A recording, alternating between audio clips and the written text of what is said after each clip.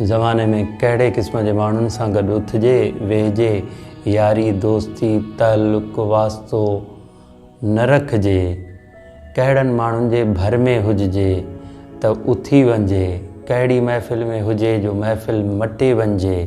इन सिलसिले में लतीफ़ साईं असांजी रहनुमाई थो करे ऐं असांखे चवे थो त वेठे जनी वटि ॾुखंदो ॾाढो थिए, ॾाढो यानी जाम, बेहद बेहिसाब, ॾुखंदो यानी तकलीफ़, दर्द, रंज।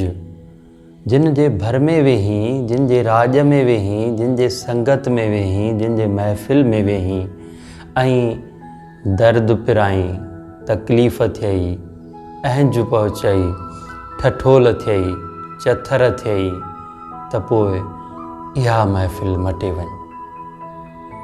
सा महफ़िल ई मट जे हासिल होए हज़ार जो, पोइ उतां तोखे माली फ़ाइदा भले लखनि करोड़नि जा थी वञनि, पर उहा महफ़िल छॾे वञ, लॾे वञ, टोड़े छॾ, उथी वञ, हलियो वञ।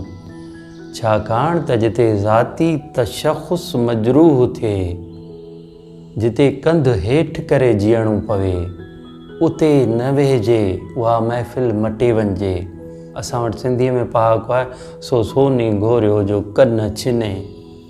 अहिड़ो सोन जेतोणीकि बेबहा आहे, सोन जहिड़ा रिश्ता वास्ता ताल्लुक़ जेकॾहिं तज़लील ते अची बीहनि त पोइ उन्हनि खां ॿाहूं ॿधी मोकिलाइजे, उथी वञिजे, उहा महफ़िल छॾे वञिजे। जीबो मरबो मान लाइ माण्हू माना मान बिना इंसान कीअं को ठाहे आदमी।